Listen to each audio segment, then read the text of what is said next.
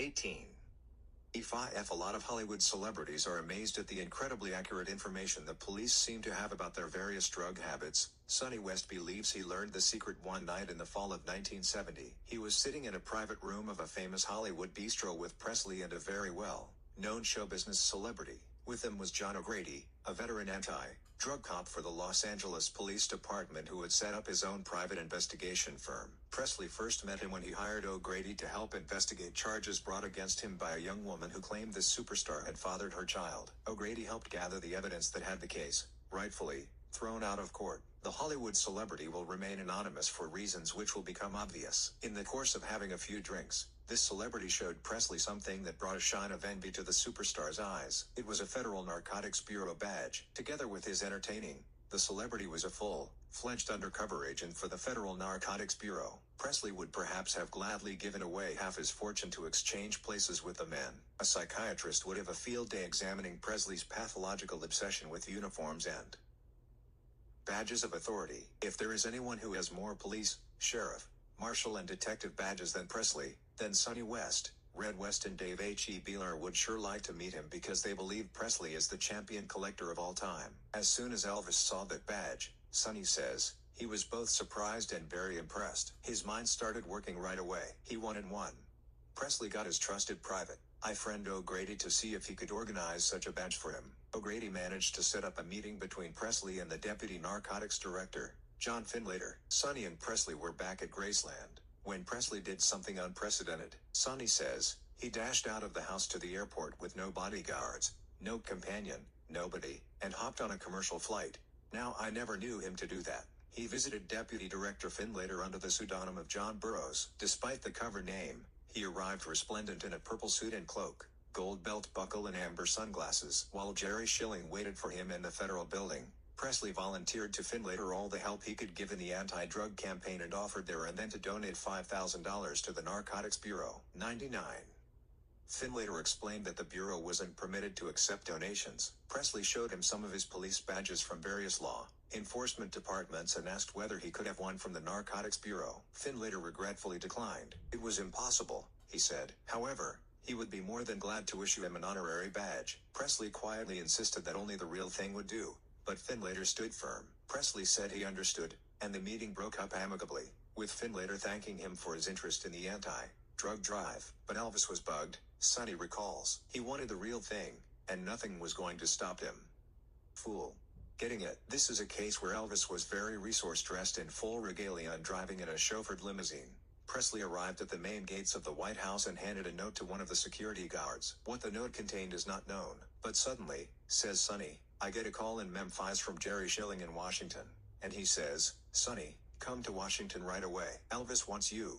I didn't ask any questions. I just got on the first plane out. I caught a taxi straight to the Washington Hotel, where Jerry and Elvis were staying. I was just paying off the taxi and Jerry comes out of the entrance. Sonny, we got to go. We're going to see the President of the United States. I look at him. God almighty. The President of the United States. Elvis was coming to pick us up in a limousine. Sonny got the taxi driver to organize his luggage with the hotel, and he waited for Presley. Sonny, Jerry and Presley then went in a limousine driven by a man called Ben to the rear entrance of the White House, where they were met by a man Sonny recalls as Jeff and another gentleman who later became better known during the Watergate scandal, Bud Eagle Crow. Presley went with Crow into the White House, and Sonny and Jerry went with the aide, Jeff, into the federal building. Sonny and Jerry were mentioning the prospect of meeting up with President Nixon.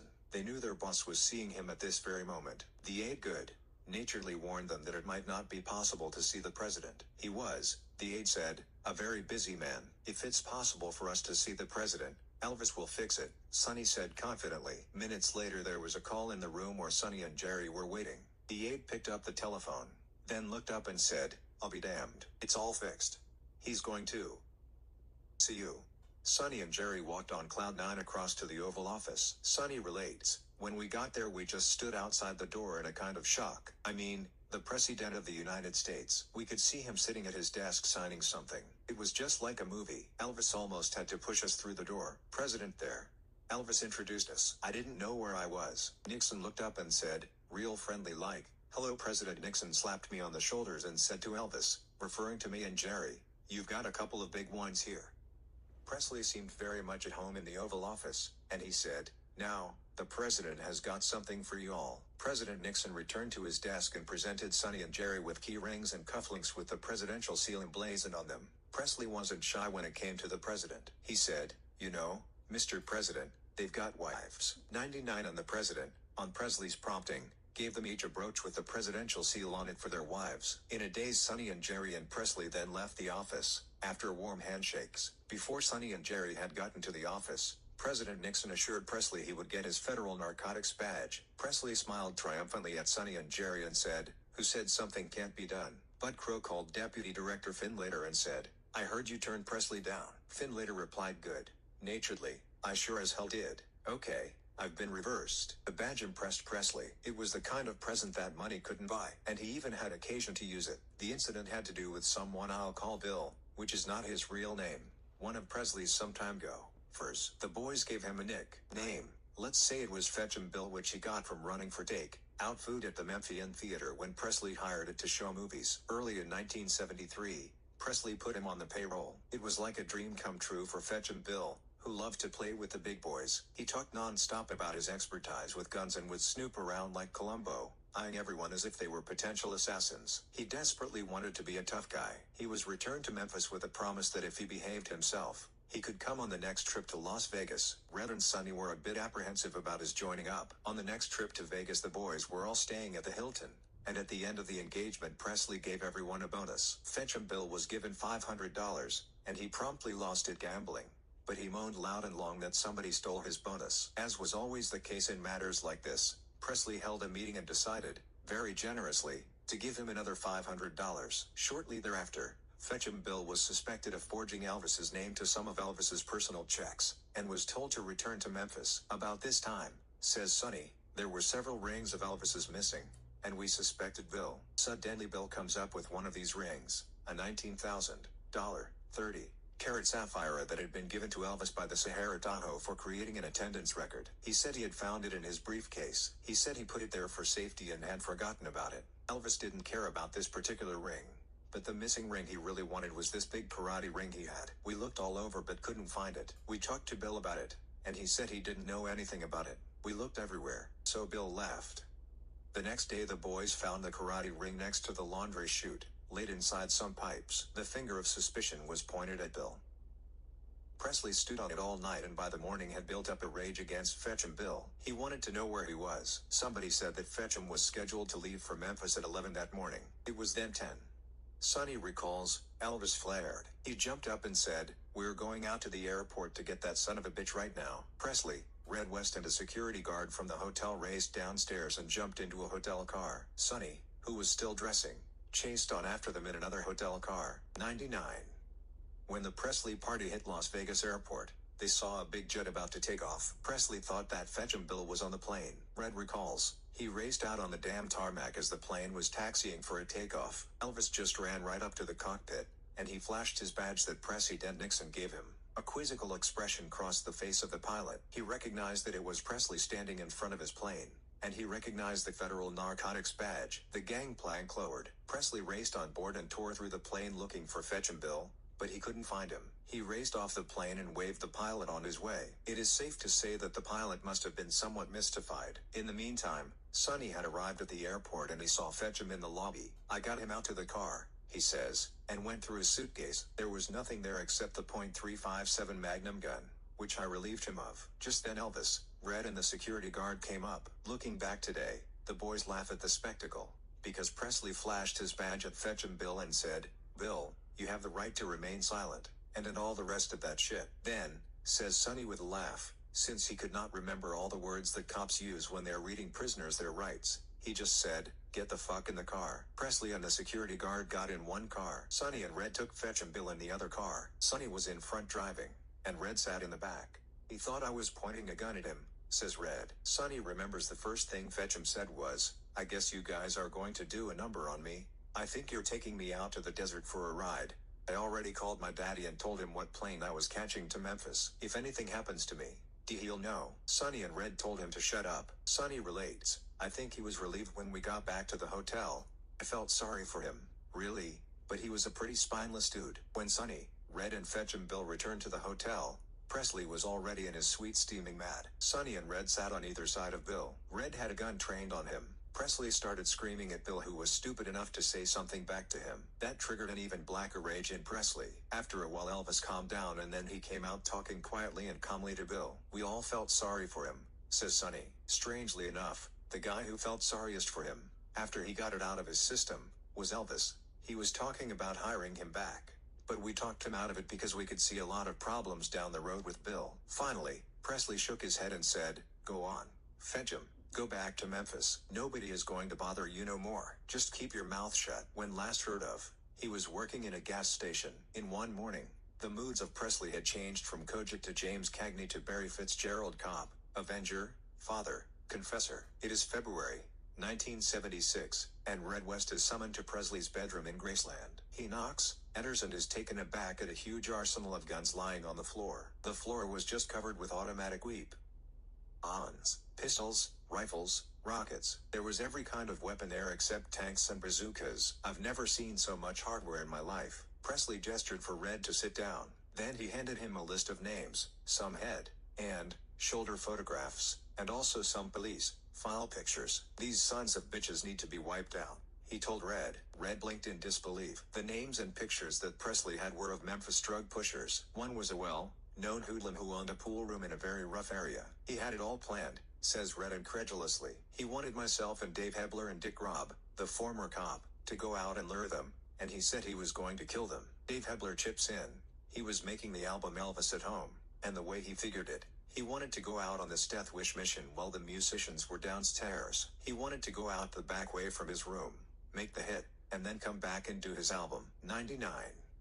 Red relates, "He couldn't have cared less about that album. He was into all this cop stuff. He reckoned if we sneaked out while the musicians were there, made the hit and returned, it would never be traced back to him." Sonny recalls giving a word of caution. "Man, the whole thing was damn madness. I told Elvis he was getting into something very heavy. He said, 'Hell, the cops want them.' He said that he particularly wanted the black guy who knocked his stepbrother Ricky Stanley down with a pool cue. He said he wanted to kill this guy personally. The rest he said he would give them a break if they surrendered." When Sonny continued to point out that he was getting into something beyond his capabilities, Presley gave him the cold shoulder. "He didn't like you giving him any negative reactions to any of his ideas," says Sonny.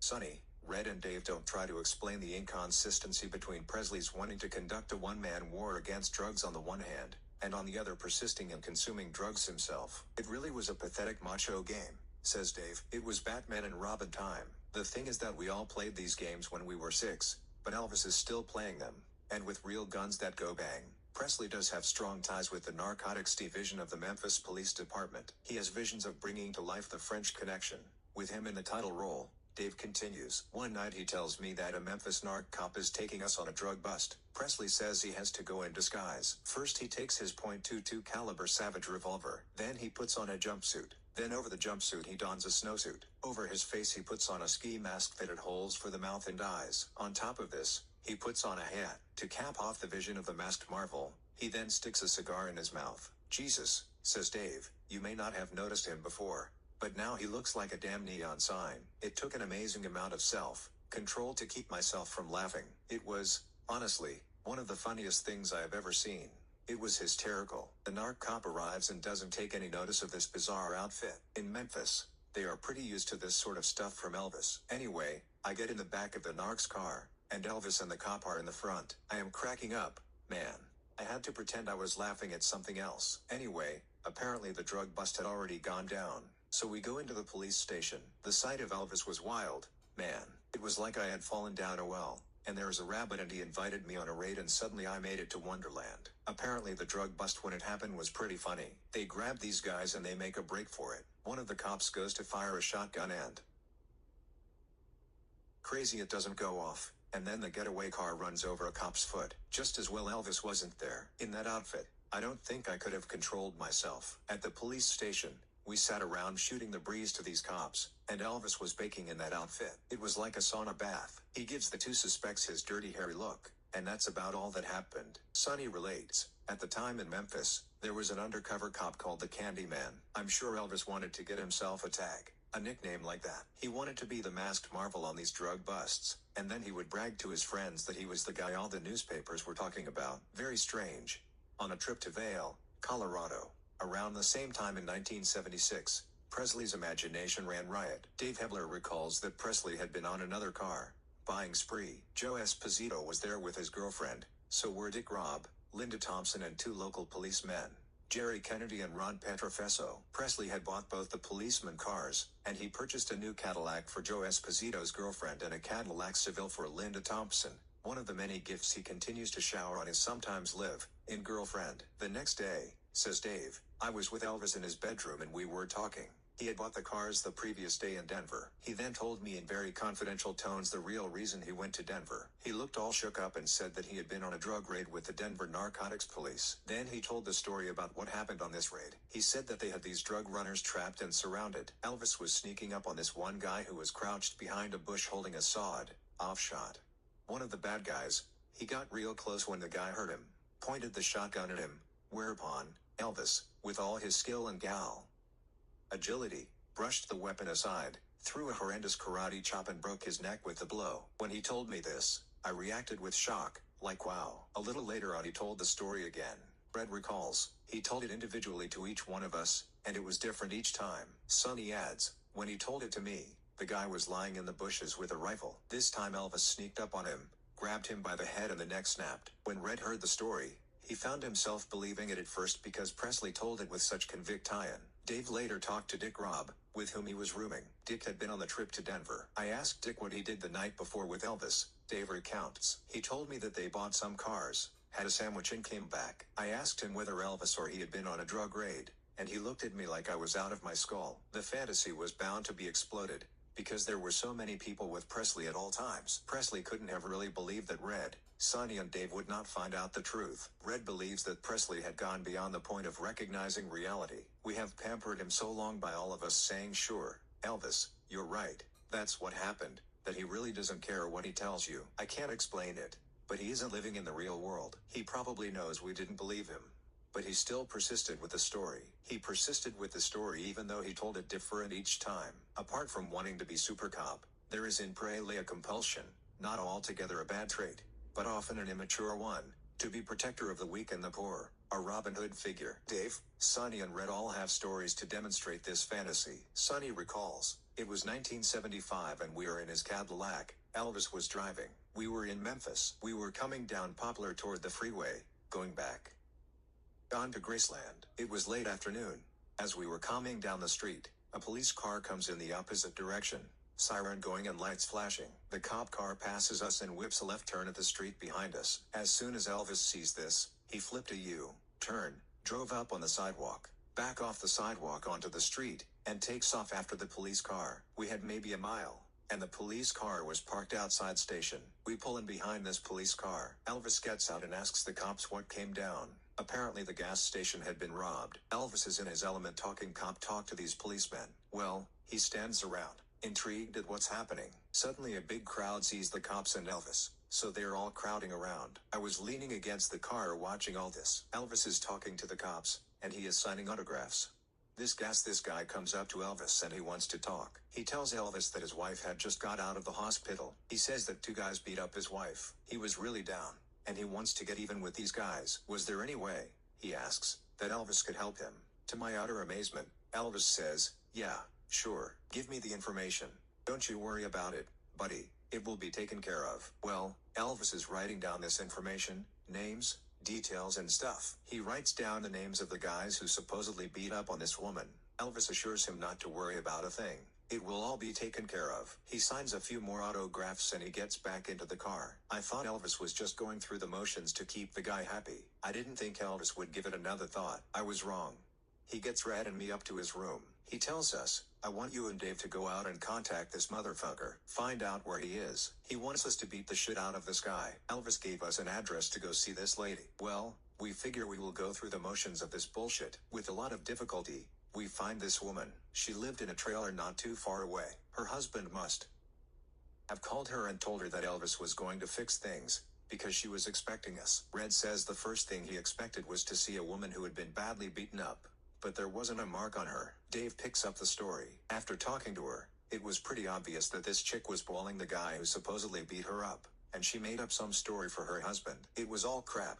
So we went back and laid it on Elvis, but he was expecting us to play lone Avengers. Frankly, I wouldn't beat up any guy for someone else. Sonny remembers a similar case. In 1971, Elvis dispatched him to look after a man who allegedly had been bothering the girlfriend of Billy Stanley, Presley's stepbrother. He had complained, says Sonny, that this big guy was hassling Billy and his girlfriend. Elvis wanted me to take care of the guy, whip up on him. I went out to this house with Elvis, Billy and Lamar. I took my gun off and handed it to Lamar. I didn't want no gun to drop out on the ground if things got physical. If it did, I figured I could handle the guy with my fists. But when I saw this guy, it was pitiful. He was big, 240 pounds, but he was a slob. This guy wasn't about to cause any trouble. As a matter of fact, his daddy came out, and when he heard what was going on, he told his son to get back inside. The father was a little guy, but you knew he owned his son and he was going to whip him, and the whole thing was very embarrassing. I shouldn't have even got into it. Ricky and Billy Stanley had an ego thing about being Elvis's stepbrother. They sort of put out the word that you fuck with the Presley boys,